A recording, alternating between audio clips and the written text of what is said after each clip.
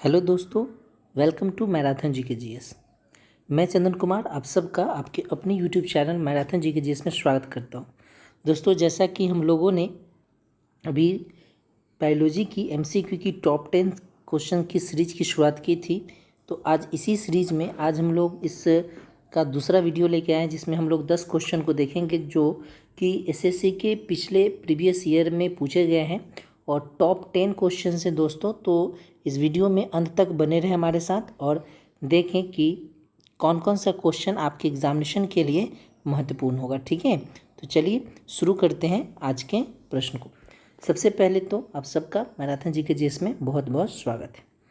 दोस्तों, पहला क्वेश्चन जो है ये है कि क्लोरोफिल का खनिज घटक निम्न में कौन होता है। दोस्तों, क्लोरोफिल के बारे में आप सब तो जानते ही होंगे। क्लोरोफिल जिसके कारण हरे पौधे अपना भोजन बना पाते हैं, उसी के खनिज घटक की बात पूछी जा रही है। तो इसमें जो आंसर्स होगा दोस्तों, वो आंसर होगा आपका मैग्नीशियम। कौन सा आंसर होगा दोस्तों? मैग्नीशियम। याद रखना है, बहुत बार एग्जामिनेशन में क्वेश्चन पूछ लिया गया है और मैग्नीशियम को कभी कभी शॉर्ट में आपको एमजी लिख के भी पूछा जा सकता है। तो या तो मैग्नीशियम देगा या फिर एमजी देगा। तो आप इसको याद रखना है कि क्लोरोफिल का खनिज घटक क्या होता है, तो मैग्नीशियम। कभी कभी क्वेश्चन यह पूछ देता है कि क्लोरोफिल में कौन सी धातु पाई जाती है, तब भी आप आंसर मैग्नीशियम में देंगे। चलिए दोस्तों, क्लोरोफिल के बारे में कुछ और बातें को जानते हैं हम लोग जो आपके एग्जामिनेशन में महत्वपूर्ण है। जैसे कि क्लोरोफिल को हिंदी में हम लोग पर्णहरित बोलते हैं। क्या बोलते हैं दोस्तों? पर्णहरित बोलते हैं। याद रखना है, पर्णहरित। हिंदी में इसको क्या बोला जाता है? पूछ दे कि पत्तों का हरा रंग क्यों होता है, तो उसका भी जवाब होता है क्लोरोफिल की उपस्थिति के कारण। तो पत्तों में हरे रंग जो होते हैं वो इसके कारण होते हैं। याद रखना है, यह प्रकाश संश्लेषण का मुख्य वर्णक भी होता है। प्रकाश संश्लेषण डेट मीन्स फोटोसिंथेसिस जो होता है वो क्लोरोफिल के कारण ही होता है। इसे फोटोसिंथेसिस पिगमेंट भी कहा जाता है। ये भी याद रखना है, इसको क्या कहा जाता है? तो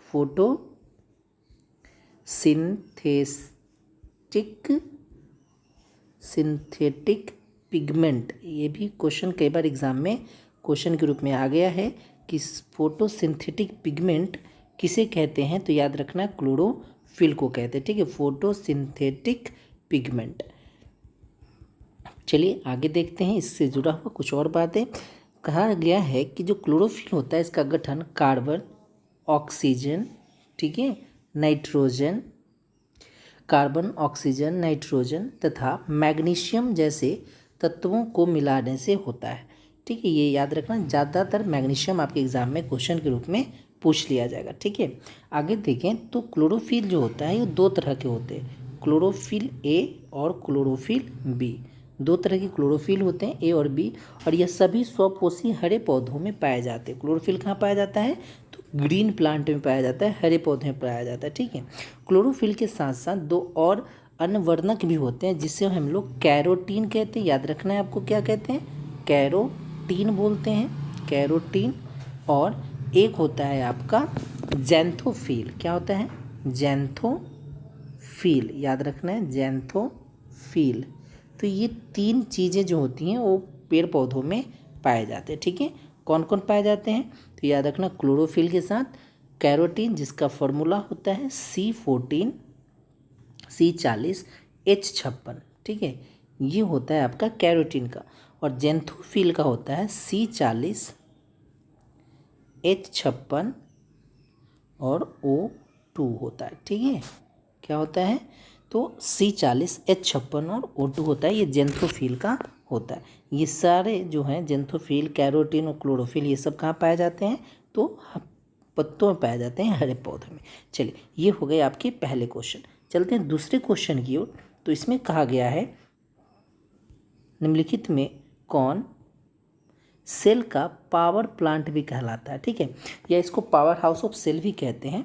तो या तो आपसे पूछ दिया कि पावर हाउस ऑफ सेल किसे कहा जाता है या पावर प्लांट किसे कहा जाता है, तो इसका जवाब होता है माइटोकॉन्ड्रिया को कहा जाता है। ठीक है, किसे कहा जाता है दोस्तों?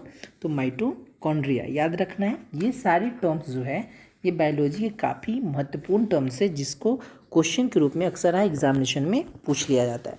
चलिए इसके बारे में कुछ पॉइंट्स हम लोग देखते हैं। अगर हम बात करें कि माइटोकॉन्ड्रिया तो इसकी खोज किसने की थी? तो याद होना चाहिए आपको, माइटोकॉन्ड्रिया की खोज की थी ऑल्टमैन ने। किसने किया था? ऑल्टमैन ने किया था इसका खोज।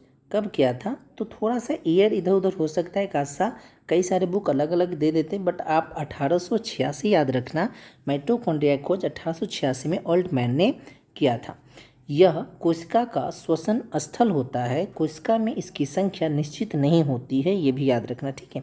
जो कोशिकीय श्वसन होता है ये माइटोकॉन्ड्रिया में एक खास प्रकार का एंजाइम होता है जिसके कारण होता है, ठीक है। ऊर्जा युक्त कार्बनिक पदार्थों का ऑक्सीकरण माइटोकॉन्ड्रिया में ही होता है, जिससे काफ़ी मात्रा में ऊर्जा प्राप्त होती है। इसलिए माइटोकॉन्ड्रिया को कोशिका का शक्ति केंद्र क्या कहते हैं? कोशिका का शक्ति केंद्र, कोशिका का शक्ति केंद्र भी कहते हैं, या कोशिका का पावर प्लांट भी कहते हैं, या कोशिका का पावर हाउस ऑफ सेल भी कहते हैं, ठीक है। तो इस तरह से इस क्वेश्चन की डिटेल आप तक पहुंच गई। अब चलिए तीसरा क्वेश्चन जो है, ये तीसरा क्वेश्चन कहता है कि प्याज का जो होता है, प्याज उसमें खाने वाला भाग कौन सा होता है? प्याज का खाने वाला भाग कौन सा होता है? तो अगर इसकी बात करें तो कई बार ये क्वेश्चन आपके एग्ज़ाम में देखने को मिल गया होगा। अगर ऑप्शंस देखें तो पत्ता है, जड़ है, पुष्प है, लेकिन इसका जवाब क्या होता है दोस्तों? तना। प्याज क्या होता है? एक तना होता है जिसको हम लोग खाते हैं भोजन के रूप में, तो याद रखना है तना, ठीक है। क्या याद रखना है आपको?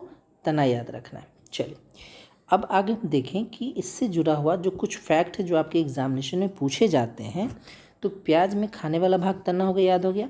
प्याज जो है ये एक कुल होता है पौधों का, जिसको आपको याद रखना है लिलिएसी। क्या याद रखना है? लिलिएसी एक कुल होता है। लिलिएसी कुल का यह एक बीजपत्री, ये भी बहुत बार एग्जाम में क्वेश्चन पूछ लिया गया। प्याज कैसा है? तो एक बीजपत्री है, यानी मोनोकॉट जिसको कहते हैं आप। तो प्याज एक बीजपत्री है यानी मोनोकॉट है, ठीक है। प्याज के बीच में सिर्फ एक बीजपत्र होता है, ये याद रखना है। और तना प्रकाश की ओर वृद्धि करते हैं। यह परांकुर से विकसित होता है। कहाँ से विकसित होता है? किससे विकसित होता है? तो परांकुर, ये भी याद रखना, यह भी कई बार क्वेश्चन एग्जाम में पूछ लिया गया, ठीक है। और यह पौधों का प्रोतंत्र बनाता है, ठीक है। कौन सा तंत्र बनाता है? पौधों का प्रोतंत्र बनाता है। देखो इस क्वेश्चन से जुड़ा हुआ कौन कौन से फैक्ट आपके एग्जाम में पूछे गए। तो प्याज खाने वाला भाग जो होता है वो तना होता है, या किस कुल का प्लांट होता है? तो लिसी होता है, और एक बीजपत्री होता है, और प्रकाश की ओर इसके तने जो है वो वृद्धि करते हैं। चलिए अगले क्वेश्चन की ओर चलते हैं। ये क्वेश्चन कई बार एग्जाम में देखने को मिल गया हो आपको कि रीड डाटा बुक किस प्रकार की जातियों के बारे में जानकारी हमें देती है। तो इसका जवाब होता है संकटपन, यानी जो वैसे प्रजाति जीवों की जो संकटग्रस्त स्थिति में हो, या जो बिल्कुल समाप्त होने के कगार पे हो, लुप्त होने के कगार पे हो लेकिन लुप्त नहीं हुआ हो, वैसी चीज़ों को इस तरह की किताबों में बताया गया, ठीक है। अब चलिए इसके बारे में कुछ जानकारी हम आपको दे दें। देखिए एक वर्ड याद रखना है आपको, IUCN, ठीक है, ये याद रखना। International union for conversation of nature ने रेड डाटा बुक को 1963 में, कब में? 1963 में खोजा था, याद रखना है। International union for conversation of nature ने कब खोजा था इसे? 1963 में, ठीक। जो कि विश्व में फैली जीव जंतु एवं पादपों की प्रजाति जो संकटापन्न जाति होती हैं उनकी जानकारी हमें उपलब्ध कराता है। आपसे क्वेश्चन पूछ देगा कि रेड डाटा बुक में किसकी जानकारी होती है? तो जीव होते हैं, जीव जंतु याद रखना है आपको, जीव जंतुओं के, प्लस जीव जंतु के साथ साथ आप पादप यानी पौधों के बारे में भी आप इसमें जानकारी प्राप्त कर सकते हैं जो संकटापन्न हो, यानी जो संकटग्रस्त स्थिति में होती है। चलिए ये हो गई आपकी चौथी क्वेश्चन। अगला क्वेश्चन है आपका पांचवा। यह भी क्वेश्चन कई बार एग्जाम में पूछ लिया गया है और कई बार आपका सामना भी इस प्रश्न से हुआ होगा। क्वेश्चन है कि वायुमंडल में ओजोन ह्रास जो है वो मुख्यतः किसके कारण होता है? तो इसका सही जवाब है क्लोरोफ्लोरोकार्बन के कारण होता है, ठीक है। बहुत बार आप लोगों ने इसका जवाब भी दिया होगा कि क्लोरोफ्लोरोकार्बन के कारण ओजोन परत जो है हमारी वो चिन्ह होती। अच्छा, ओजोन परत जो है इसको पृथ्वी का सुरक्षा कवच भी बोलते हैं, याद रखना, पृथ्वी का सुरक्षा कवच। ये भी प्रश्न कई बार एग्जाम में पूछ लिया गया, क्या बोलते हैं इसको, पृथ्वी का सुरक्षा कवच भी बोला जाता है। आगे देखिए अगर हम तो ओजोन समताप मंडल में उपस्थित है, ये याद होना चाहिए आपको, जहाँ परावैंगनिक किरणें ऑक्सीजन को ओजोन में बदल देती है। इससे परावैंगनिक किरणें पृथ्वी की सतह पर नहीं पहुँच पाती हैं। समताप मंडल में वाहित होने वाले जो ग्रीन गैस होते हैं, जैसे कार्बन डाइऑक्साइड है जिसको आप CO2 बोलते हो, ठीक है, मीथेन है, ठीक, जलवाष्प है, क्लोरोफ्लोरोकार्बन है, इन सब गैसों के कारण जो ओजोन परत है वो क्षय हो रहा है। लेकिन सबसे ज़्यादा जो इसमें रोल निभाता है वो है क्लोरोफ्लोरोकार्बन। कभी कभी क्वेश्चन आ जाता है क्लोरोफ्लोरोकार्बन जो है वो कहाँ से मतलब निकलता है, तो याद रखना जो रेफ्रिजरेटर या AC वगैरह जो हम चलाते हैं उससे इसका जो है वो उत्पन्न होता है, प्रोडक्शन होता है और फिर ये ओजोन परत को क्षय करता है। चलिए, आई होप आपको समझ में आ गया होगा। चलिए, समताप मंडल ये कहाँ पर स्थित होता है, तो समताप मंडल में स्थित है ओजोन परत। चलिए अगले क्वेश्चन में चलते हैं। जो अगला क्वेश्चन है आपका क्वेश्चन नंबर 6, इसमें कहा गया है कि आभासी फल का एक उदाहरण कौन सा है। यह क्वेश्चन कई बार एग्जामिनेशन में आपको बड़ा कंफ्यूज कर देता है कि भाई आभासी फल क्या होता है। तो आभासी फल का मतलब होता है फॉल्स फ्रूट। आभासी फल माने क्या होता है, फॉल्स फ्रूट, याद रखना है, ठीक है। यानी आप इसको झूठा फल भी कह सकते हैं, झूठा नहीं, झूठा, ठीक है, फ्रूट फल, या इसे आप नकली फल भी कह सकते हैं, ठीक।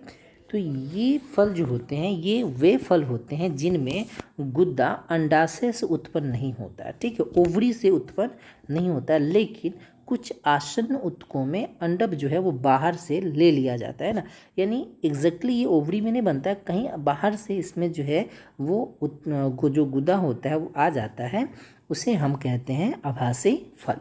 अगर इसकी एग्जाम्पल आपसे पूछा जाए तो जैसे सेब, आपका इसमें आंसर है सेब। इसके बाद आप स्ट्रॉबेरी ले सकते हो, स्ट्रॉबेरी भी आपका जो है वो आभासी फल में गिना जाता है, स्ट्रॉबेरी। इसके बाद आप देखो तो अंजीर, आप लोगों ने देखा होगा या सुना होगा, अंजीर भी एक तरह का फल है, ठीक है। सहतूत कह सकते हो, सहतूत, ठीक। तो इस तरह के जो फल है ये सब आपके आभासी फलों में गिने जाते हैं। नाशपाती, ये भी कई बार SSC पूछ चुका है कि नाशपाती, ठीक है, तो नाशपाती भी हो गया। तो इस तरह से सेब, स्ट्रॉबेरी, सहतूत, अंजीर, नाशपाती ये सब आभासी फल के उदाहरण हैं। चलिए चलते हैं अगली प्रश्न में, जो प्रश्न संख्या है 7। यूकैरियोटिक सेल में जो प्लाज्मा झिल्ली होती है ये किसकी बनी होती है।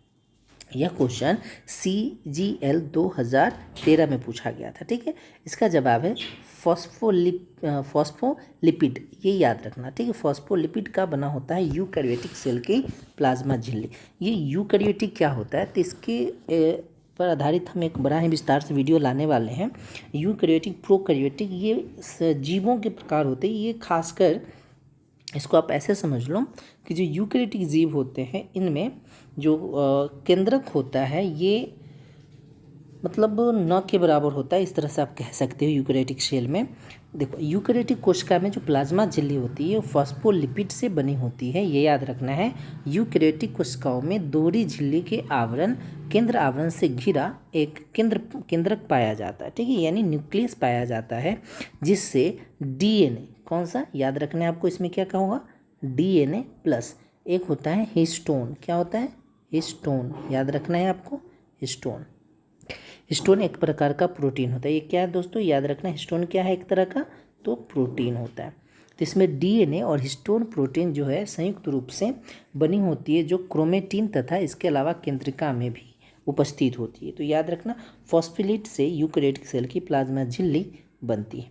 अगले प्रश्न की ओर बढ़ें तो अगला प्रश्न आपका क्वेश्चन नंबर 8 है, जिसमें कहा जा रहा है कि कोशिका में निम्न में से कौन सा पाचन थैली यानी डाइजेस्टिव बैग कहलाता है, ठीक है। तो इसका सही जवाब है लाइसोसोम, ठीक है। लाइसोसोम क्या होता है इसके बारे में अगर हम पढ़ें तो आपको पता है कि जितने भी सेल हमारे बॉडी में है सब में लाइसोसोम की उपस्थिति होती है। हमारे बॉडी में असंख्य लाइसोसोम होते हैं, बहुत सारे लाइसोसोम होते हैं। तो लाइसोसोम को किसने खोजा, क्या होता है, इसके बारे में डिटेल अभी हम लोग देखते हैं। चलिए लाइसोसोम की अगर हम बात करें तो लाइसोसोम कोशिका का पाचक थैली कहलाता है। इसकी खोज जो है दोस्तों डी डुबे नामक साइंटिस्ट ने किया था। किसने किया था? डी डुबे ने। याद रखना है साइंटिस्ट का नाम, डी डुबे ने इसकी खोज की थी। यह सूक्ष्म गोल और एक हरी झिल्ली से बनी एक थैली की रचना का एक थैली ही होता है, एक तरह से बैग होता है। इसका सबसे मुख्य कार्य होता है पदार्थों का भक्षण करना और पाचन करना। ठीक है, इसमें 24 प्रकार के एंजाइम पाए जाते हैं। कितने प्रकार के एंजाइम पाए जाते हैं?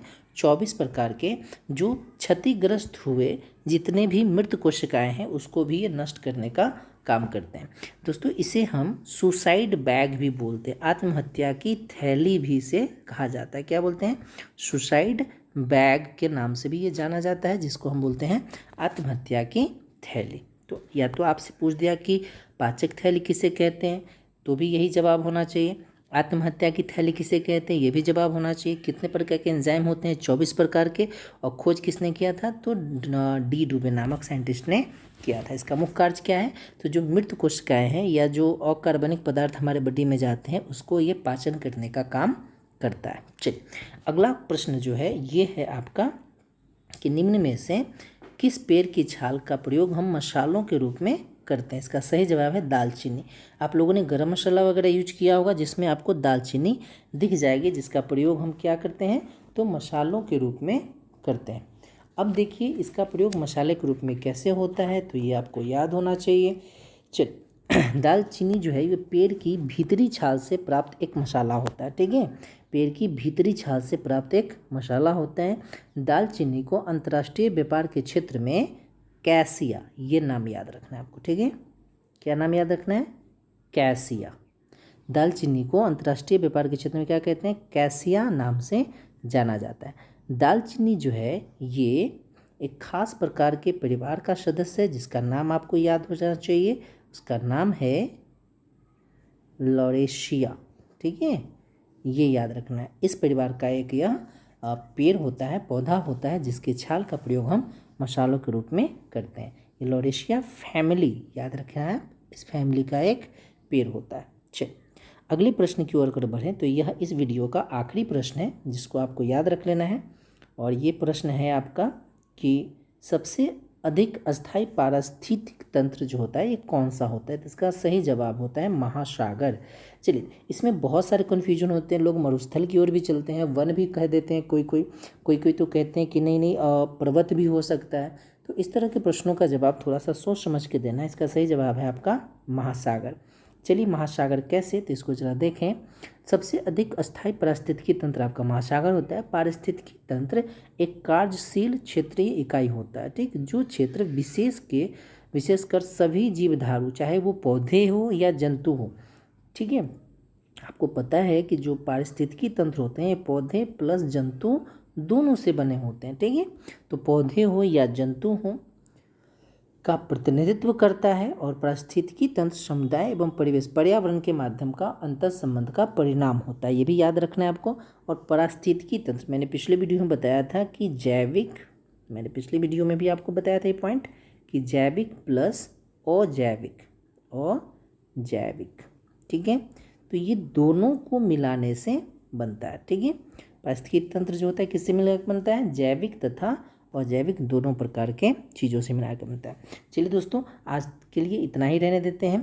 कैसा लगा ये वीडियो आप ज़रूर कमेंट सेक्शन में बताएंगे, और अगर कोई सुझाव हो तो ज़रूर बताएं। अगर आपको ये वीडियो अच्छी लगी हो तो चैनल को सब्सक्राइब जरूर कर दीजिए। इसी तरह के वीडियो का कलेक्शन हम आपके लिए लेते आ रहे हैं। सब्सक्राइब जरूर करें, लाइक कर दीजिए दोस्त। थोड़ा सा एक काम है आपका, लाइक कर दीजिए और अपने दोस्तों के बीच इसे शेयर जरूर करिए। जितना ज़्यादा है उतना ज़्यादा शेयर कीजिए ताकि बाकी लोगों का भी हेल्प हो सके। क्योंकि ये जो कलेक्शन मैं आपको दे रहा हूँ ये CHSL एग्ज़ाम को देखते हुए काफ़ी महत्वपूर्ण क्वेश्चन का सेट है जो कि कई बार SSC आपके एग्ज़ाम में पूछ लिया गया। चलिए आज के लिए इतना ही, मिलते हैं अगली वीडियो में। तब तक अपना ध्यान रखें। थैंक यू, धन्यवाद।